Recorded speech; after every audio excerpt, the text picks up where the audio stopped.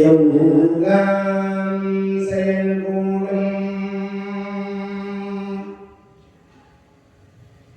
எல்லாம் செயல்கூடும் என்னாயம் வளர்த்து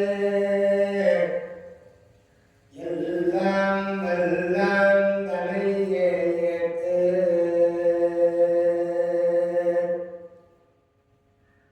ஆனைமுகன் ஆறுவன் நம்பிகை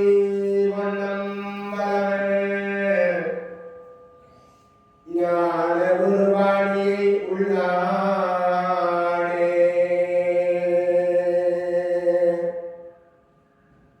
நீராடி உலகத்தே மலை நாடு ஐந்தென்று நிலைத்தவே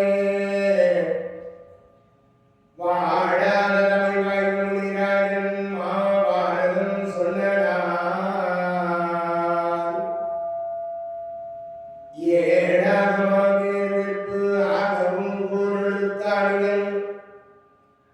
கோடாக எழுந்திரானை பணிந்து அன்பு கூர்வாமனோ ததரிடன் ததரிடன் ததரிடன்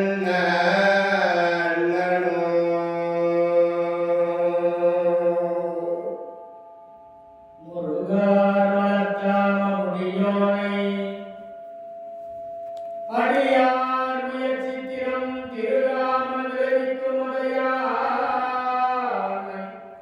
வரச் செழுங்குன்றினை ஒரு கோடமுதலாய 33 புத்தேரும் ஒரு கோடி பூதேவரும் கைதொழும் கோவையை உறவுண்ணுவார் ஒரு கோடி பூதேவரும் கைதொழும் கோவையை உறவு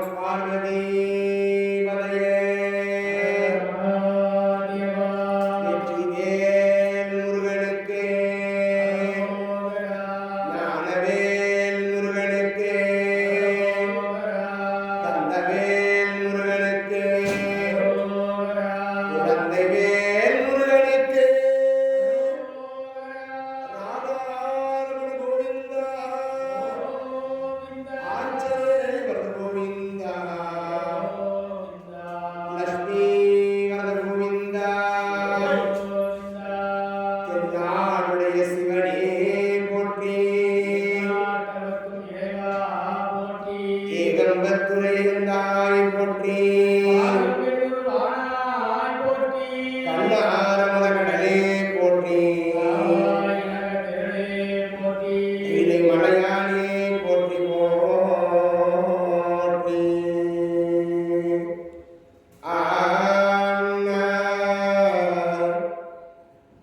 ஆத்தாலை எங்கள் அபிராமவள்ளியை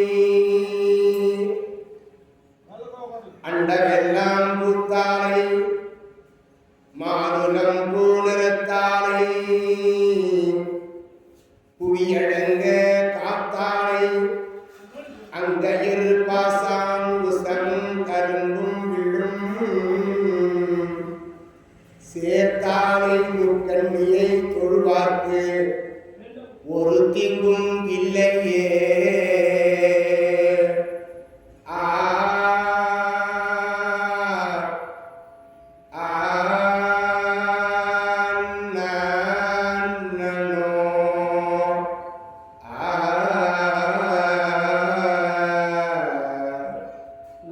நாடும் பொருட்சுவை சொற்சுவை கொய்தர. நாடும் பொருட்சுவை சொற்சுவை கொய்தர நாட்கவியும் பாடும் பணியில் பணித்தருளாய் பங்கையார் சடத்தில் கூடுமோ பசும்பொற்கொடியே கனகன குன்றமாய் காடும் சுவர்க்கும் கரும்பே சகலகலாவதியே. பார்க்காடும் சுவர்க்கும் கரும்பே சகலகலாவதியே. அகிலாண்ட கோடி பிரம்மாண்ட நாயகி அஞ்சி ஒன்றி அழகுடை பாவையாய் தங்கி கம்பவான் பேட்டை தன் தொழில் தேவியை எங்குமாகி இறை செய்த பாண்டவர் குங்கும் அவனை பூவையை போற்றுவோம். அம்மா தாயே என் திரௌபதி அம்மனே உன் பாதம் சரணம் சரணம் சரணம் அம்மா.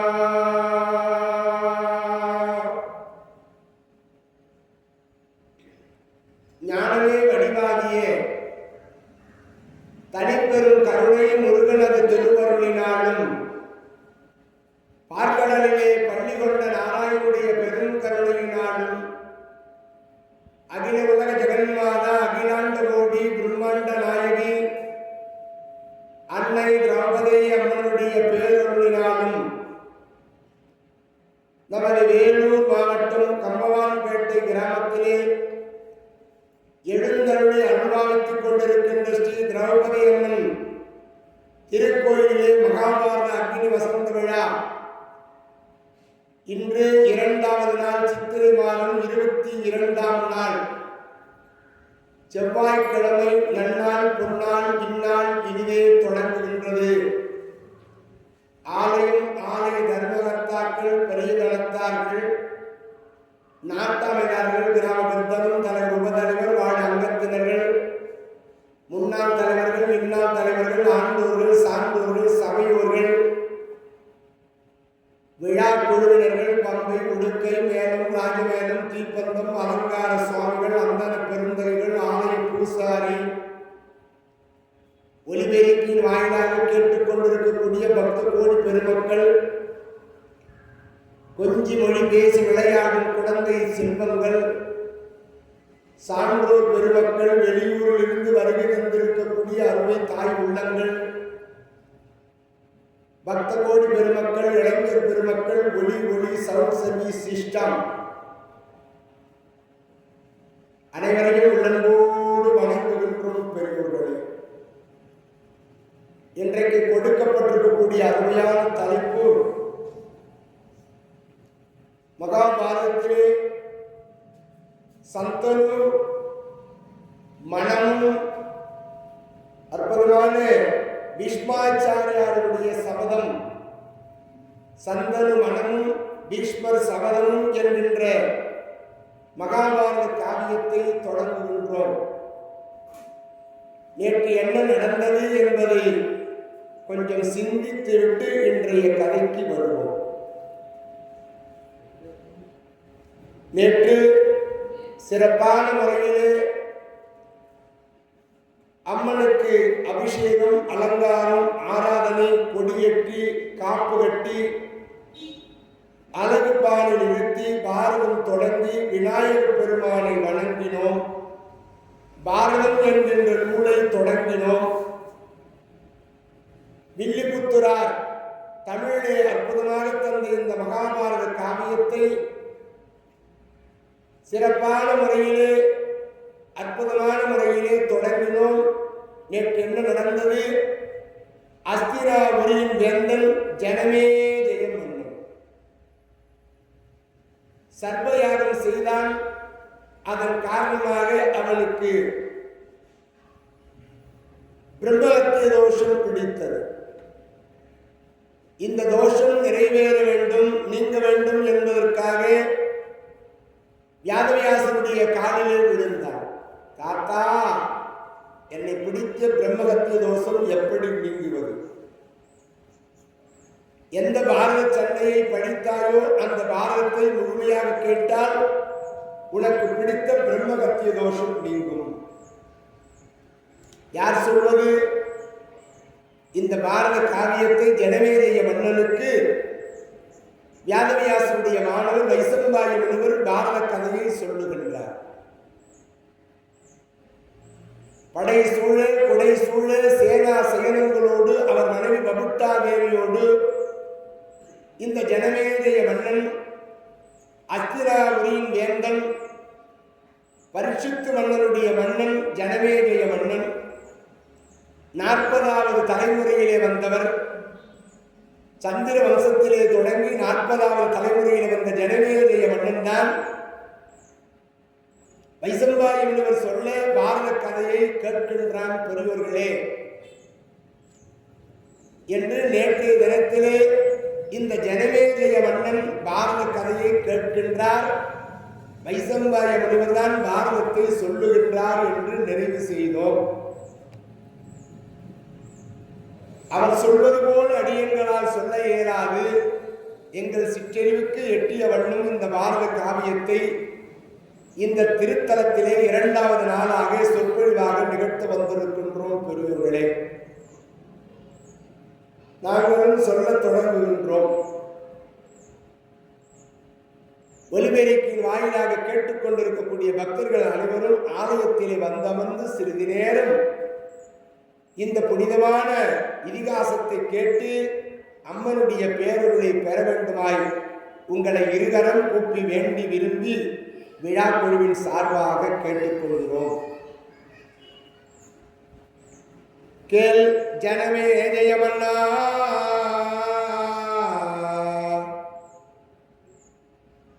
உங்கள் பரம்பரை 40 தலைமுறை. முதலிலே சந்திரனிலே தொடங்கி இந்த ஜனமே ஜெயமன்னா உமது ஆட்சி வரை 40 தலைமுறை. முதலிலே தோன்றியவர் சந்திரன்.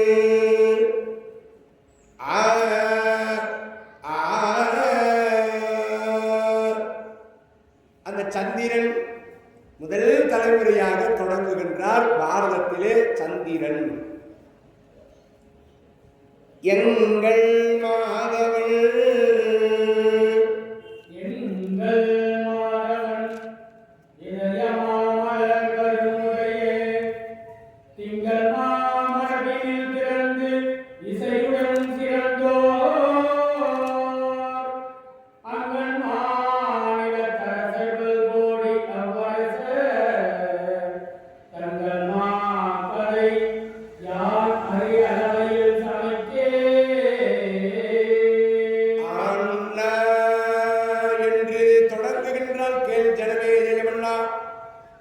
முதலிலே சந்திரன் சந்திரன் சந்திரனை 5 விதமாக சொல்லுகிறார்களா? சந்திரனை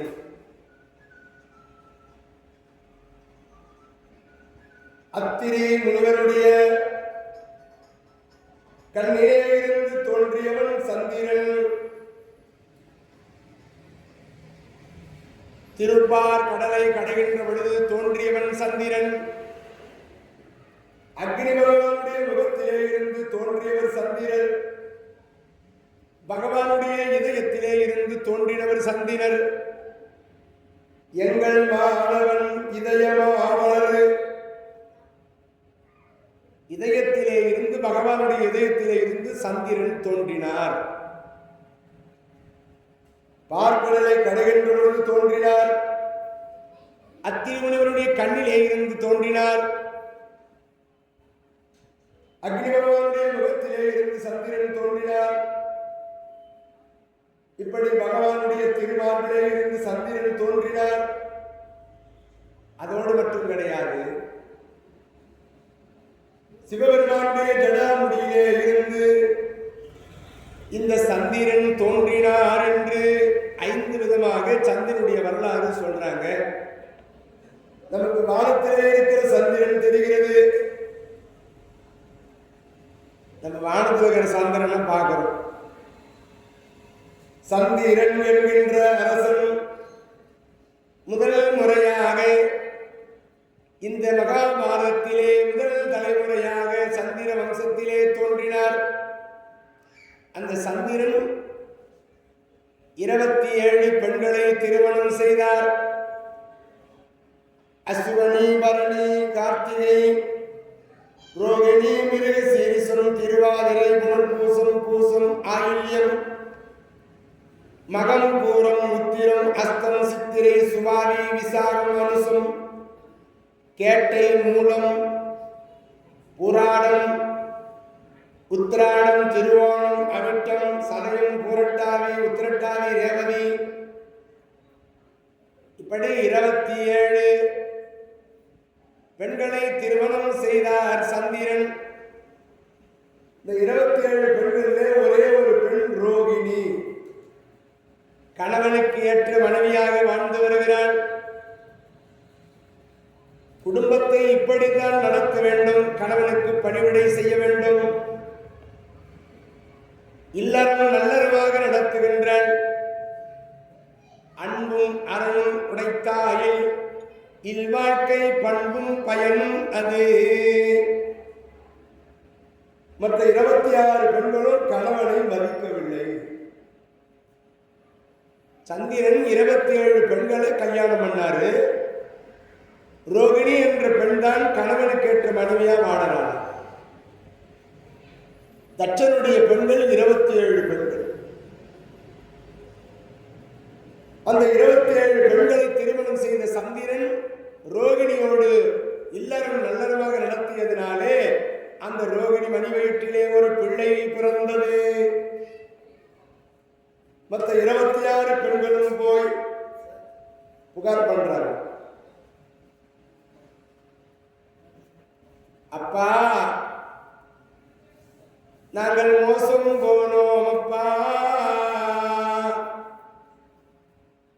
ஒரு பெண்ணிடத்திலே அன்பையும் மற்ற பெண்ணிடத்திலே வெறுப்பை காண்பித்தால் உன்னை சபிப்பேன் என்று இந்த தட்ச பிரதாபதி சொல்லி இருக்கிறார்.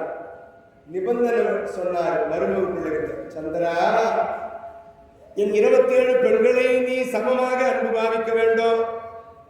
ஒரு பெண்ணிடத்தில் அன்பையும் மற்ற பெண்ணிடத்தில் வெறுப்பை காண்பித்தால் உன்னை நான் சபிப்பேன். இந்த 26 பெண்களும் போய் அப்பா கிட்ட புகார் பண்றாங்க. அப்பா, மோசம் போனோம் அப்பா. கோபம் வந்தது. இந்த தட்ச பிரதாபதிக்கு கோபம் வந்த, அடே சந்திரா, அழகு அதிகமாக இருந்த காரணத்தினாலே நீ இப்படி தவறு செய்தாயே, உன்னை என்ன செய்கிறேன் பார் என்று அந்த சந்திரனை சபிக்க ஓடி வருகிறார். அப்பொழுது இந்த சந்திரன் எல்லோரிடத்திலும் அடைக்கலம் கேட்கிறாரு, யாரும் கொடுக்கல. அப்பதான் சிவபெருமான் அடைக்கலம் கொடுத்து அந்த சந்திரனை தன்னுடைய ஜடாமுடியிலே பிறை சந்திரனாக பிழைத்துக் கொண்டார். திரு கைலாயவாசனுடைய ஜடாமுடியிலே பிறை சந்திரனாக சந்திரனுக்கு இடம் கொடுத்தார். அங்கு ஜடாமுடியிலே கங்கை நதி, அந்த கங்கை நதியில் போய் குதித்தானா இந்த சந்திரன். ஆஹா, இறைவனான சிவபெருமான் நமக்கு வாழ்வு தந்தாரே, 16 அழகு கலைகளும் தேய வேண்டும் என்று அந்த தட்ச பிரதாபதி சபித்தான். 16 அழகு கலைகளும் தேய வேண்டும். அதனால்தான் பௌர்ணமிக்கு பிறகு தேய்பிறை, அமாவாசைக்கு பிறகு வளர்பிறை. இறைவன் கொடுத்த அருள், சந்திரா உனக்கு அமாவாசைக்கு பிறகு வளர்ந்து கொண்டே இருப்பாய். மாமனார் கொடுத்த சாவோ தேய வேண்டும், சிவனார் கொடுத்த அருள் நீ வளர வேண்டும்.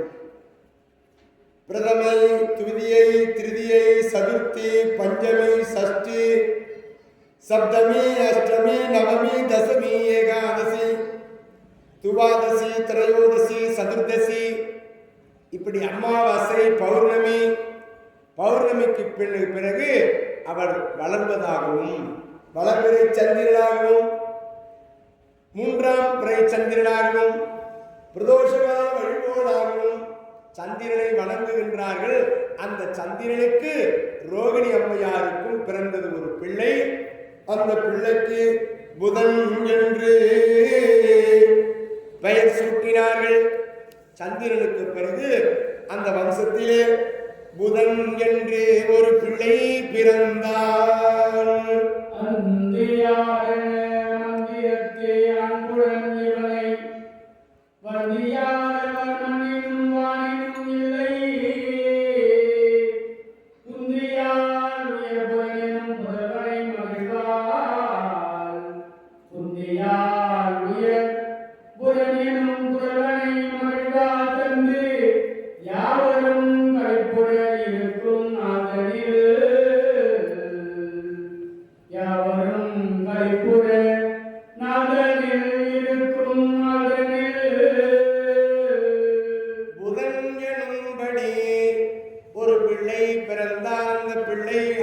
பொறுப்பை ஏற்றான். சந்திரனுக்கு பிறகு புதன், அந்த புதன் என்பவன் ஆட்சி பொறுப்பை ஏற்றான். 2வது தலைமுறை நல்ல ஆட்சி புரிந்து வருகிறார். ஒரு நாள் அவர் வேட்டைக்கு சென்றார்.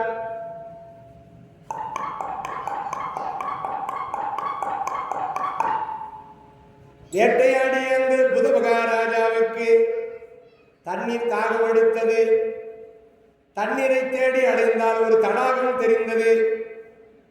அந்த தடாகத்தின் அருகாமையில் போகிற பொழுது ஒரு பெண்ணை கண்டார்.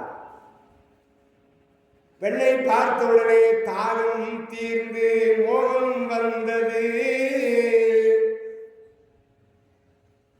இந்த பெண்ணை, இவ்வளவு அழகாயிருக்கிற பெண்ணை பார்த்து, பெண்ணே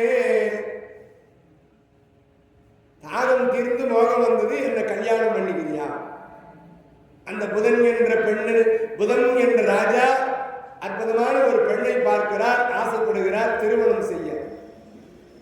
இங்கு என்ன வேடிக்கையான ஒரு விஷயம்னா, இலை என்ற பெண் அற்புதமான முறையிலே அங்கு பெண்ணாக இருக்கின்றார். மனு ராஜாவுடைய பிள்ளை. இளையன் என்றவன் இளவரசனாக இருந்தான். அவன் ஒரு காலத்திலே வேட்டையாடி வருகிற பொழுது அந்த தடாகத்தில் இருக்கிற நீரை குடித்ததினாலே பெண்ணாக மாறி நிற்கின்றார். ஒரு பெண்ணாக மாறிவிட்டாரா மனு ராஜாவுடைய பிள்ளை. இலை என்ற அந்த அரசன், இலை என்ற ராஜா இலை என்ற பெண்ணாக மாறி இருப்பதினாலே பெண்ணாக மாறிவிட்டோம், ஒரு ஆண் துணை இல்லாமல் எப்படி வாழ்வது? இந்த அரசனோ நம்மை விரும்புகின்றான், புதன் என்று சொல்லும்படியான அரசன். ஆகையாலே திருமணம் செய்து கொள்ள வேண்டும். ஒரு காலத்திலே அகில உலக ஜெகன்மாத அகிலாண்ட கோடி பிரம்மாண்ட நாயகி பார்வதி தேவி அவ்விடத்திலே தவம் செய்தார்கள். ஆண்கள் இவ்விடத்திற்கு வந்தால் இடையூறாக இருக்கும் என்று யாராவது இந்த பக்கமாக வந்து தண்ணீரை தொடுவார்களானால் அவர்கள் பெண்ணாக மாறப்படுவது என்று சாபத்தை கொடுத்தார். அந்த அம்மா தவம் முடிந்து கைலாய மலைக்கு போயிட்டாங்க. அந்த தடாகத்திற்கு வைத்திருந்த சாபம் மாறவில்லையா? அப்பதான் இந்த ராஜா, அந்த அரசன் மனுராஜாவுடைய பிள்ளை இளவரசன் இளையன் என்கின்ற அந்த இளவரசன் பெண்ணாக மாறிவிட்டான். தடாகத்தில் இருக்கிற தண்ணீரை தொட்டு அப்படிப்பட்ட பெண்ணைதான் இந்த புதமகாராஜா திருமணம் செய்து கொண்டார். இல்லறம் நல்லறமாக நடக்கிறது, இனிது வாழ்கிறார்கள். அந்த இலை என்ற பெண்ணோடு வாழ்கிற பொழுது புதமகாராஜாவுக்கு ஒரு பிள்ளை பிறக்கிறது. மூன்றாவது தலைமுறை. புதனும் வந்த மென்புவலும்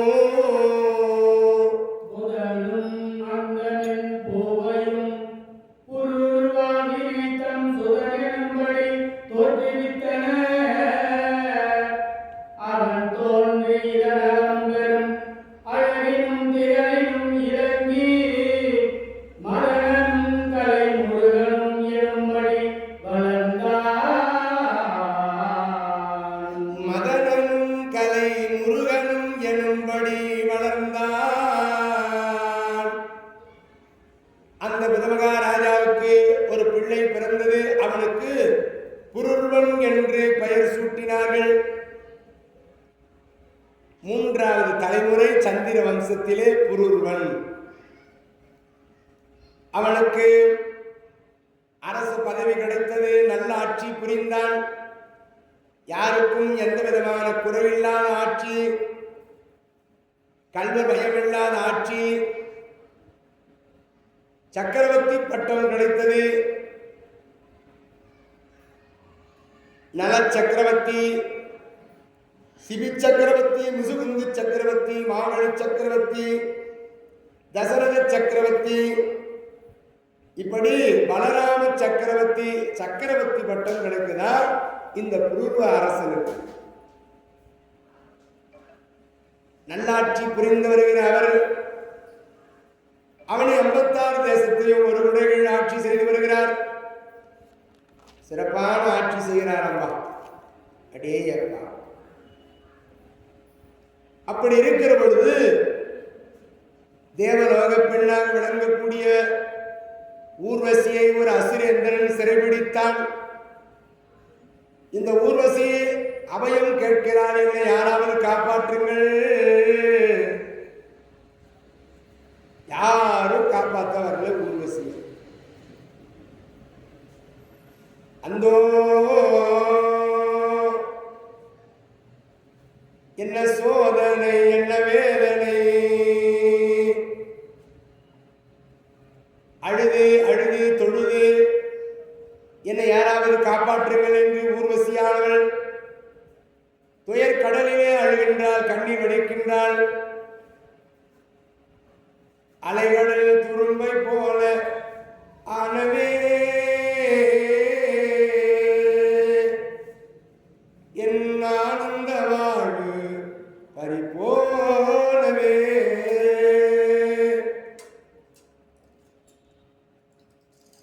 இறைவா,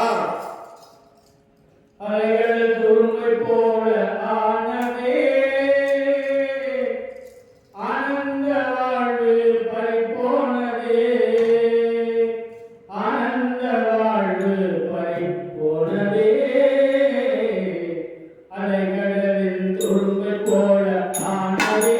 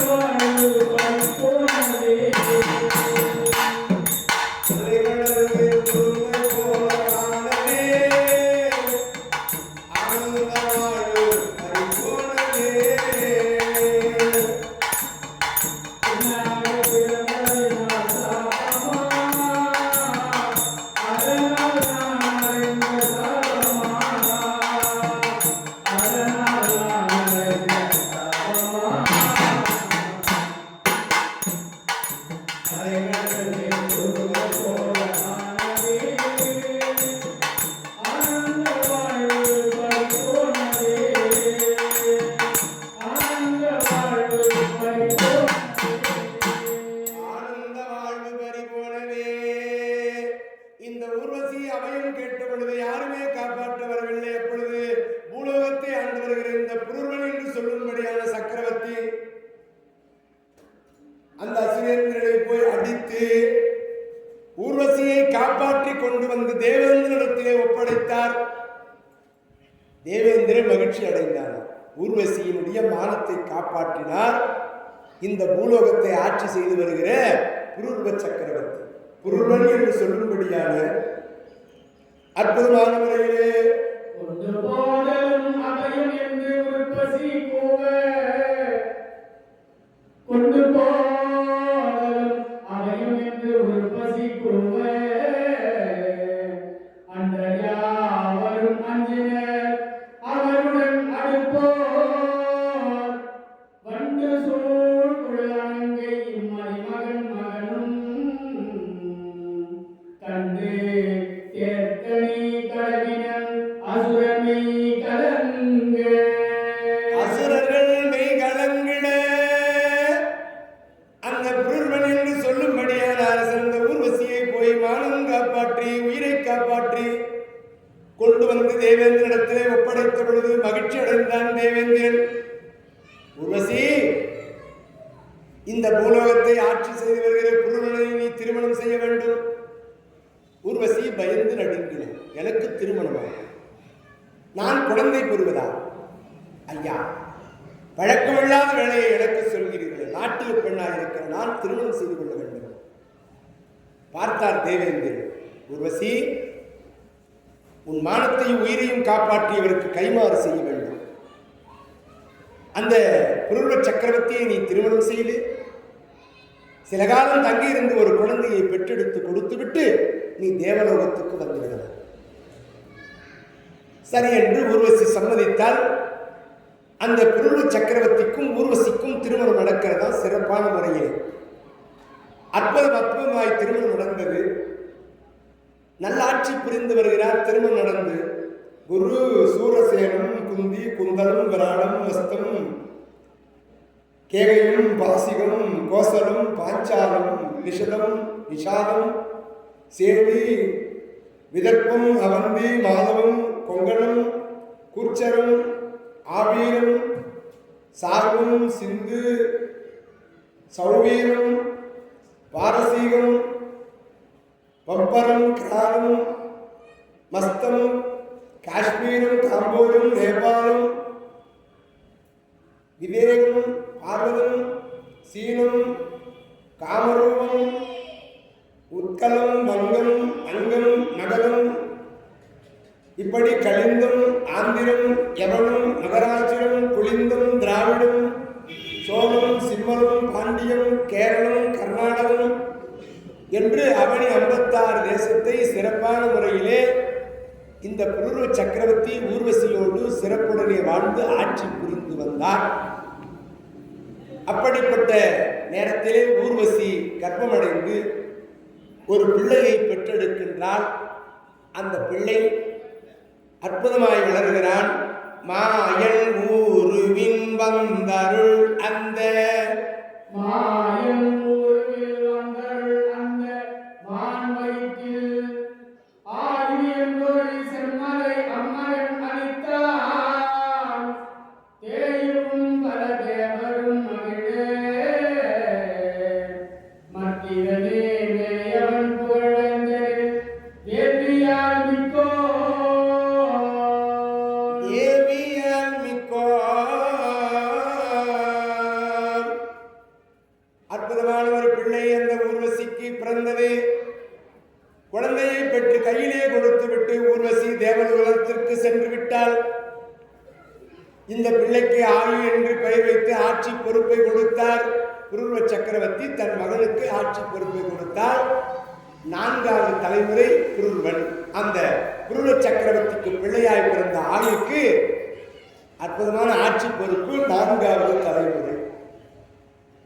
அந்த ஆயு ஆட்சி பொறுப்பை ஏற்றான்.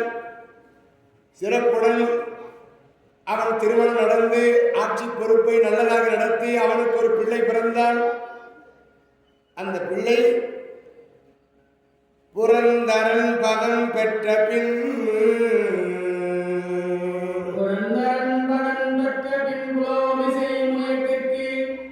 இறந்து மற்றவன் யாவரில் யானமுற்றேறி வரந்தரும் குருமுனி முனிவாய்மையால் மறந்து நிரந்தரம் பெரும் முயங்கம் ஆனவனும் அந்நிருவல்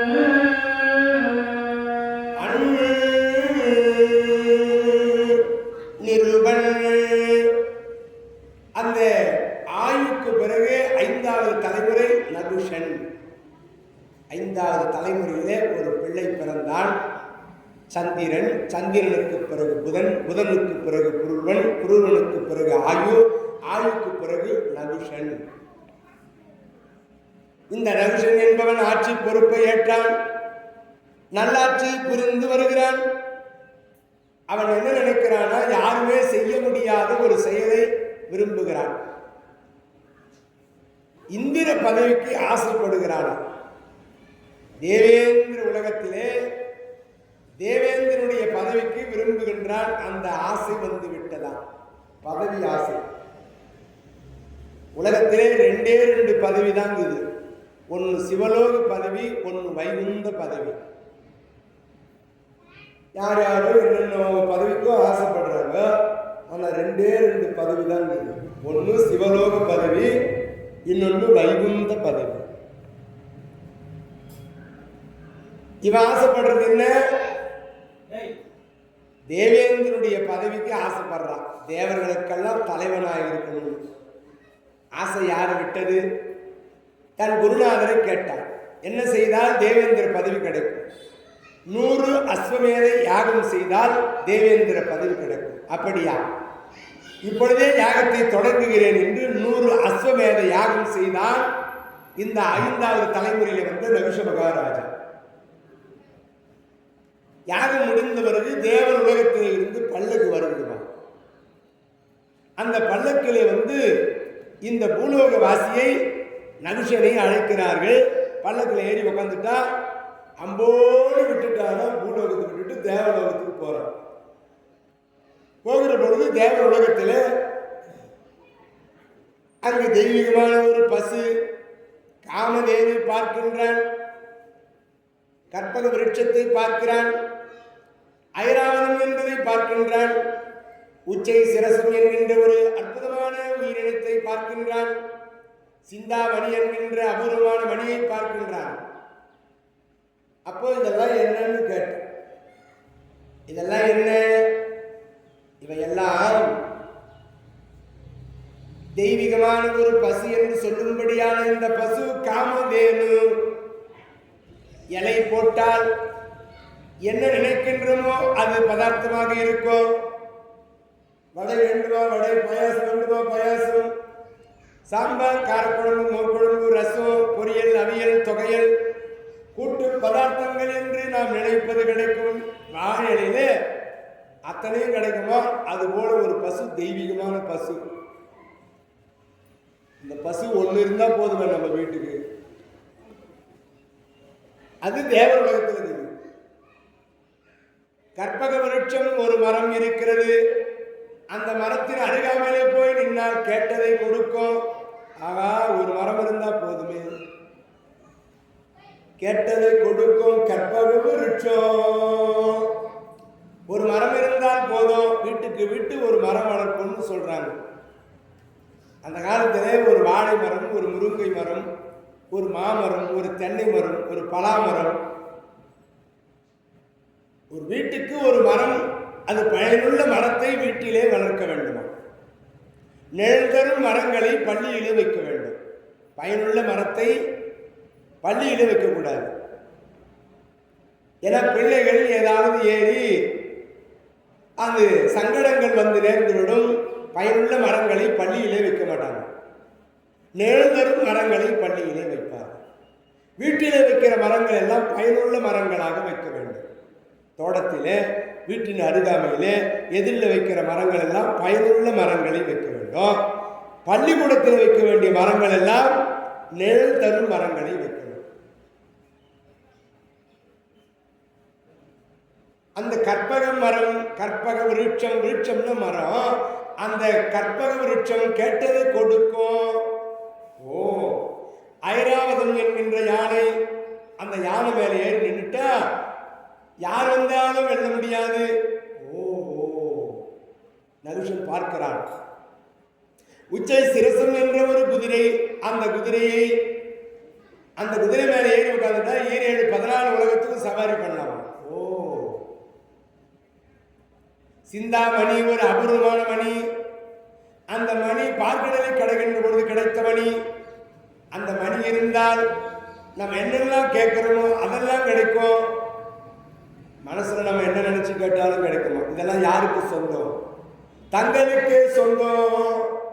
தேவ உலகத்திற்கு வந்த இந்த நகுஷன் பூலோக வாசி பார்க்கிறான், இத்தனையும் எனக்கே சொந்தம். அந்த வியாழ பகவான் இந்த நகுஷனை வரவேற்று சிம்மாசனத்திலே அமர வைத்து மணிமகுடம் சூட்டி தேவ உலகத்திற்கு இனிமேல் நீதான் தலைவர், பதவி கிடைத்தது. தேவலோகத்திலே அற்புதமான பதவி, தேவலோகத்திலே தேவேந்திரன் பதவி கிடைத்தது. ஆனால் இந்த நகுஷனுக்கு ஒரு ஆசை வருகிறதா, காம ஆசை. இந்திராணி என்று சொல்லும்படியான தேவேந்திரனுடைய மனைவி மீது ஆசைப்படுகிறான். என்ன கொடுமை பார்த்தீங்களா?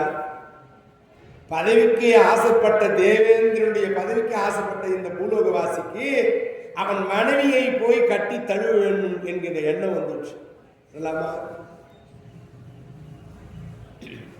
அடுத்தவர் மனைவியை தாயாக கருத வேண்டும். இவன் இந்திராணி மீது விருப்பம் தெரிவிக்கின்றான். தங்கள் காவலரிடத்திலே சொல்லி அனுப்புகின்றார், இந்திராணி இன்று என்னை கூடி தழுவி கட்டி அழைத்து இன்பத்தை கொடுக்க வேண்டும். ஓடி சென்றால் இந்திராணி அகத்திய முனிவரிடத்திலே போய் காலில் விழுந்து அழுகின்றாள். சுவாமி, தேவலோக பதவிக்கு ஆசைப்பட்டதல்லாமல் என்னை விரும்புகின்றாள், நான் என்ன செய்வேன் சுவாமி? அகத்திய முனிவர் பார்த்தார். இந்திராணி அழாதே, இந்திராணி மனம் கலங்காதே. அம்மா பாத்தியா, ரசிகர் கூட்டம் எனக்கு அதிகமா வந்துச்சு. வருங்காலத்தில் எல்லாம் இவங்க தான் சிறப்பான லட்சியத்தை எல்லாம் அடையக்கூடிய பக்தர்கள். எப்படி லீவு தானே, பள்ளிக்கூடம் இல்லை, ஒரு 2 மணி நேரம், 2 to 4, அப்புறம் ஈவினிங்கு 7 to 8 வரைக்கும் ஒரு 1.5 மணி நேரம் சொற்பொழிவு. கொஞ்ச நேரம் வந்து கோவிலில் வந்து கேட்டால் அம்பாளுடைய பரிபூர்ண அருள் கிடைக்கும். இந்த தெய்வத்தை வணங்குபவர்களுக்கு எல்லா குறைகளும் நீங்குமா. முதலிலே நோய் இருந்தால் அந்த நோய் முற்றிலுமாக விலகும். அதுதான் அம்மனுக்கு திருவிழா நடத்துறதுக்கான காரணம். நம்ம செல்வம் பணம் வேணும்னா எங்க போறோம்? எல்லாரும் திருப்பதி நெய்யானை வேண்டுகின்றோம். 7 மணிக்கு போலாமா, 7 மலையாள பார்க்கலாமா, பணம் வருமா. மனம் அமைதியா இல்லைன்னா எங்க போறோம்? சிவன் கோயிலுக்கு போய் அக்கடான்னு உட்காந்துக்கிறோம். சிவனே, மனசு அமைதியா இருக்குமா? பணம் கையில் இருந்தா சும்மா இருக்குமா? அதிகமான செலவு பண்ணுவோம். பணம் செலவானோடனே இதுக்கு பண்ணிட்டேனே அதுக்கு பண்ணிட்டேன்னு மனசு கஷ்டமாச்சுன்னு கோயிலுக்கு போயிடுவோம்.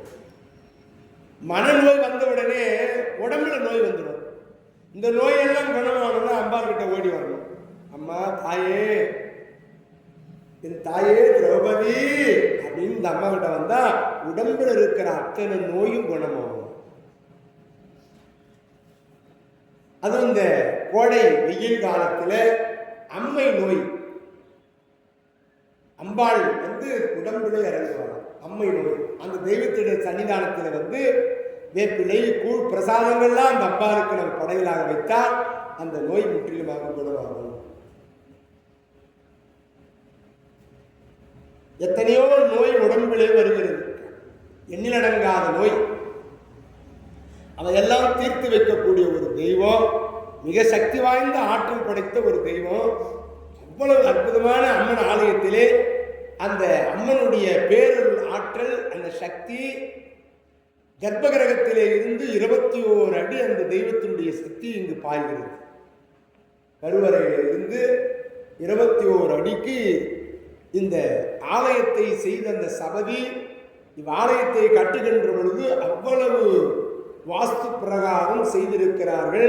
அம்மனுடைய பேராற்றல் ஆலயத்திலே வந்து கொடிமரத்தாண்ட நின்று அம்பாளை வழிபாடு செய்கிற பொழுதே அம்பாளுடைய சக்தியானது வந்து உடம்பிலே பாயும். அவ்வளவு பலம் இந்த தாயுடைய சக்திக்கு இருக்கிறது.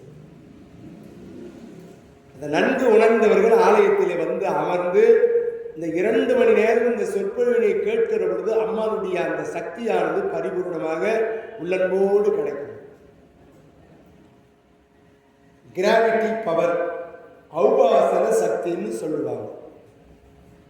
அப்படி இந்த தாய் நோய் தீர்க்கும் தாயாக, வைத்தீஸ்வரியாக திரௌபதி வீட்டிருக்கின்றால் இதை உணர்ந்தவர்கள் ஆலயத்திலே வந்தமர்ந்து பார்ப்பார்கள், கேட்பார்கள். பாக்கியம் செய்திருக்க வேண்டுமா? இந்த புண்ணிய கதையை கேட்பதற்கு நாம் கொடுத்து வைத்திருக்க வேண்டும். ஆண்டுதோறும் இந்த மகாபாரத விழாவை நமது கம்பவான்பேட்டை கிராமத்திலே மிக நேர்த்தியாக நடத்தக்கூடிய அற்புதமான இந்த விழாவானது நடந்து கொண்டிருக்கிறது தாயினுடைய அருளினாலே. இது பராபவ வருடம், ஸ்ரீ பராபவ வருடம் சித்திரை மாதம் 22வது நாள். இன்று அம்மனுக்குரிய நாள், செவ்வாய்க்கிழமை, முருகப்பெருமானுக்கு உகந்த ஒரு நேரமாகும். 3 to 4 முருகப்பெருமான வழிபாடு செய்கிற நேரம், துர்க்கை அம்மனுக்கு விளக்கேற்றுகின்ற நேரம். இவ்வாலயத்தில் வந்து இந்த அற்புதமான பாரத சொற்பொழிவை கேட்கிற பொழுது நாம் செய்த பாவ வினைகள் எல்லாம் நம்மை விட்டு விலகும். தெய்வமே வந்து நமக்கு எல்லா அருளும் கிடைக்கும் என்பது இது நிச்சயம். பரிபூர்ணமாக வந்து கேட்டு மனதிலே வேண்டிக் கொண்டு அம்மா என்று நாள்தோறும் இந்த தெய்வத்தை வழிபாடு செய்ய, இந்த சொற்பொழிவு கேட்க எல்லோரும் வர வேண்டுமாய் உங்களை இருகரம் கூப்பி பாதார விந்தங்களை பணிந்து கேட்டுக்கொள்கிறோம். நண்பர்களே, 10 கோடி பெருமக்களே, அரகணம பார்வதி பதையே, அரகணமகாதேவா.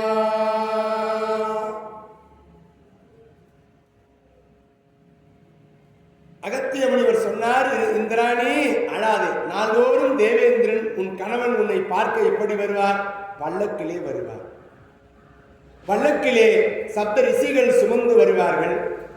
என்னுடைய அந்தப்புறத்திற்கு கொண்டு வந்து விடுவார்கள் தேவேந்திரன். அதுபோல அந்த பூலோகவாசி நகுலை வர, அந்த நகுஷனை வர சொல்லு, அவன் ஒரு கை நான் பார்த்து விடுகிறேன் ஆகட்டும் என்று இந்த இந்திராணி விருப்பத்தை தெரிவித்தால் நகுஷனுக்கு செய்தி சென்றது. பல்லக்கு வந்து காத்திருக்கிறது. சப்த ரிஷிகள் பல்லக்கை தூக்குகிறார்கள். அந்த பல்லக்கில் வந்து இந்த நகுஷன் வந்து அமர்ந்தான். சப்த ரிஷிகள் பல்லக்கு தூக்குகிறார்கள்.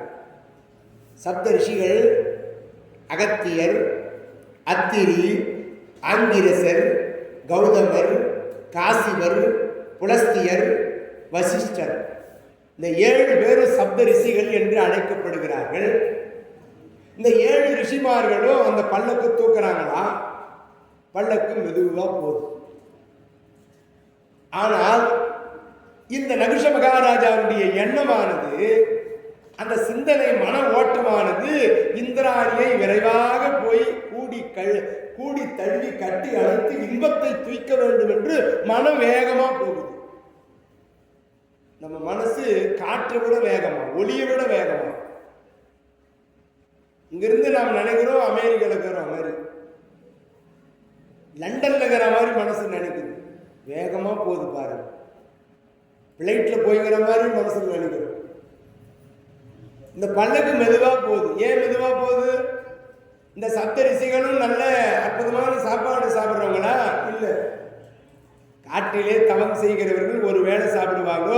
தலை சருகுகளை சாப்பிடக்கூடியவர்கள் பலம் வாய்ந்த இந்த பல்லக்கை சுமந்து செல்வது வேகமாக போகுமா?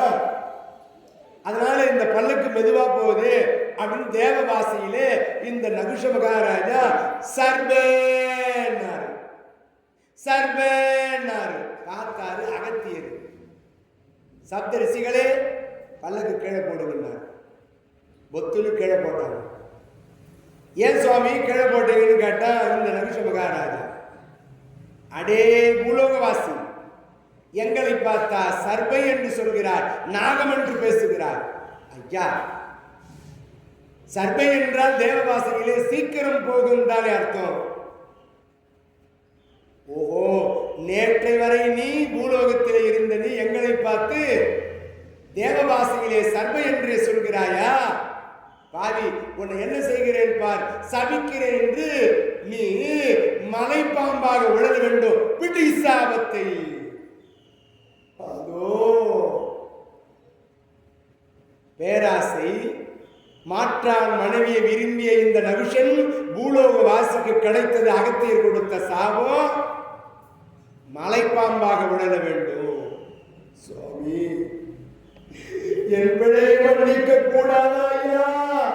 நான் தவறு செய்து விட்டே என்னை மலைப்பாம்பாக ஆக வேண்டும் என்று சபித்து விட்டீர்களே. அதோ நான் என்ன செய்வேன் சுவாமி? எனக்கு சாப விமோசனம் கிடையாதா சுவாமி? அந்தோ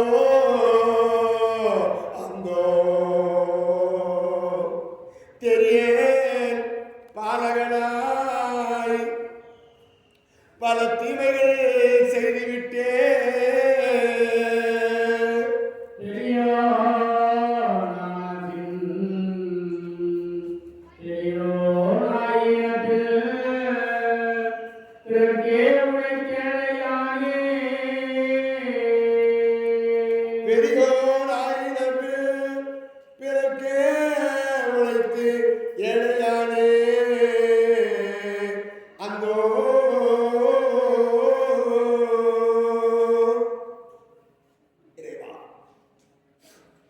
எனக்கு சாப விமோசனம் கிடையாதா என்று இந்த பூலோகவாசியின் நகுஷன் அழுகின்றார். அகத்தியர் மனம் இறங்கியது. நகுஷா, தவறு செய்தாய், மன்னிப்பு கேட்கிறாய், உனக்கு சாப விமோசனம் கொடுக்கிறேன். உன் சாபம் எப்பொழுது நீங்கும் என்றால் 37வது தலைமுறையிலே பாண்டவர்களே மூத்தவனாக தருமன் கானகத்திற்கு வருவான். வனவாச வாழ்க்கை. அந்த வனவாச வாழ்க்கைக்கு வருகிற பொழுது அந்த தருமனுடைய பார்வை பட்டு உனக்கு இந்த மலைப்பாம்பாய் இருக்கிற இந்த சாபம் நீங்கும் என்று திருவாய் மலர்ந்தருளினார். 5வது தலைமுறையில் வந்த நகுஷ மகாராஜா தேவேந்திரனுடைய மனைவி இந்திராணி மீது ஆசைப்பட்டதினாலே சாபம் அடைந்தார்.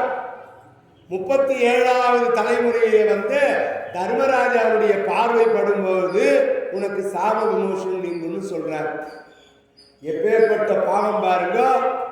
மாற்றான் மனைவி மீது விருப்பப்படுபவர்களுக்கு கொடுக்கின்ற தண்டனை இந்த மகாபாரதத்திலே நடந்திருக்கிறது. பல்வேறு நீதிகளையும் பல்வேறு கருத்துகளையும் இந்த மகாபாரதம் நமக்கு இதன் வாயிலாக உணர்த்துகின்றது. இதில் இருக்கின்ற செய்திகளை நாம் கேட்டு அதன்படி வாழ்க்கையை கடத்த வேண்டும். நன்னெறிகளை நாம் பின்பற்ற வேண்டும். ஒழுக்கத்தை கடைபிடிக்க வேண்டும் என்பதற்காக ஒரு அற்புதமான இந்த பாரதம் என்கின்ற அற்புதமான இதிகாசம். உலகெங்கிலும் இந்த நிகழ்வை நடத்துகின்றார்கள். அந்த நகுஷன் பூலோகத்திலே தன் மனைவியோடு சேர்ந்து ஒரு பிள்ளை பிறந்தது. அந்த பிள்ளைதான் யயாதி ராஜா. மகாபாரதத்திலே 6வது தலைமுறை அந்த யயாதி ராஜா ஆட்சி பொறுப்பை ஏற்றார். சீரும் சிறப்போடு யயாதி ராஜா 6வது தலைமுறை.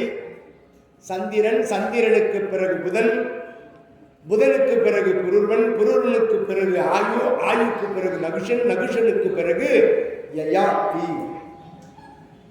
யயாதி என்று கொன்று இவனையே எவரினும் சிறக்க